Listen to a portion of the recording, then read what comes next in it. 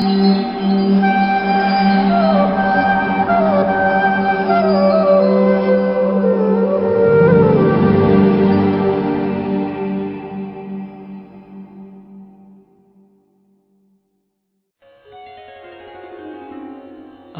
8 भगवत प्राप्ति। अर्जुन ने कहा, हे भगवान, हे पुरुषोत्तम, ब्रह्म क्या है, आत्मा क्या है, सकाम कर्म क्या है, यह भौतिक जगत क्या है तथा देवता क्या है? कृपा करके यह सब मुझे बताइए। हे मधुसूदन, यज्ञ का स्वामी कौन है और वह शरीर में कैसे रहता है, और मृत्यु के समय भक्ति में लगे रहने वाले आपको कैसे जान पाते हैं?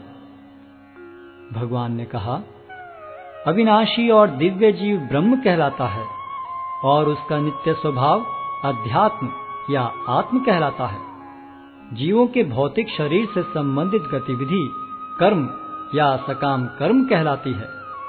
हे देहधारियों में श्रेष्ठ, निरंतर परिवर्तनशील यह भौतिक प्रकृति अधिभूत कहलाती है। भगवान का विराट रूप, जिसमें सूर्य तथा चंद्र जैसे समस्त देवता सम्मिलित हैं, अधिदैव कहलाता है तथा प्रत्येक देहधारी के हृदय में परमात्मा स्वरूप स्थित मैं परमेश्वर अधियज्ञ कहलाता हूँ। और जीवन के अंत में जो केवल मेरा स्मरण करते हुए शरीर का त्याग करता है, वह तुरंत मेरे स्वभाव को प्राप्त करता है, इसमें रंच मात्र भी संदेह नहीं है। हे कुंती पुत्र, शरीर त्यागते समय मनुष्य जिस जिस भाव का स्मरण करता है, वह उस भाव को निश्चित रूप से प्राप्त होता है। अतएव हे अर्जुन, तुम्हें सदैव कृष्ण रूप में मेरा चिंतन करना चाहिए और साथ ही युद्ध करने के कर्तव्य को भी पूरा करना चाहिए। अपने कर्मों को मुझे समर्पित करके तथा अपने मन एवं बुद्धि को मुझ में स्थिर करके तुम निश्चित रूप से मुझे प्राप्त कर सकोगे। हे पार्थ, जो व्यक्ति मेरा स्मरण करने में अपना मन निरंतर लगाए रखकर अविचलित भाव से भगवान के रूप में मेरा ध्यान करता है, वह मुझको अवश्य ही प्राप्त होता है। मनुष्य को चाहिए कि परम पुरुष का ध्यान सर्वज्ञ, पुरातन, नियंता, लघुतम से भी लघुतर, प्रत्येक का पालन करता, समस्त भौतिक बुद्धि से परे, अचिंत्य तथा नित्य पुरुष के रूप में करे। वे सूर्य की भांति तेजवान हैं और इस भौतिक प्रकृति से परे दिव्य रूप है। मृत्यु के समय जो व्यक्ति अपने प्राण को भवों के मध्य स्थिर कर लेता है और योग शक्ति के द्वारा अविचलित मन से पूर्ण भक्ति के साथ परमेश्वर के स्मरण में अपने को लगाता है, वह निश्चित रूप से भगवान को प्राप्त होता है। जो वेदों के ज्ञाता हैं, जो ओंकार का उच्चारण करते हैं और जो संन्यास आश्रम के बड़े बड़े मुनि हैं, वे ब्रह्म में प्रवेश करते हैं। ऐसे सिद्धि की इच्छा करने वाले ब्रह्मचर्य व्रत का अभ्यास करते हैं। अब मैं तुम्हें वह विधि बताऊंगा जिससे कोई भी व्यक्ति मुक्ति लाभ कर सकता है। इस योगाभ्यास में स्थित होकर तथा अक्षरों के परम संयोग यानी ओंकार का उच्चारण करते हुए यदि कोई भगवान का चिंतन करता है और अपने शरीर का त्याग करता है, तो वह निश्चित रूप से आध्यात्मिक लोकों को जाता है। हे अर्जुन, जो अनन्य भाव से निरंतर मेरा स्मरण करता है, उसके लिए मैं सुलभ हूँ, क्योंकि वह मेरी भक्ति में प्रवृत्त रहता है। मुझे प्राप्त करके महापुरुष जो भक्ति योगी हैं, कभी भी दुखों से पूर्ण इस अनित्य जगत में नहीं लौटते, क्योंकि उन्हें परम सिद्धि प्राप्त हो चुकी होती है। इस जगत में सर्वोच्च लोक से लेकर निम्नतर सारे लोक दुखों के घर हैं, जहाँ जन्म तथा मरण का चक्कर लगा रहता है। किंतु हे कुंती पुत्र, जो मेरे धाम को प्राप्त कर लेता है, वह फिर कभी जन्म नहीं लेता। मानवीय गणना के अनुसार 1000 युग मिलकर ब्रह्मा का एक दिन बनता है और इतनी ही बड़ी ब्रह्मा की रात्रि भी होती है।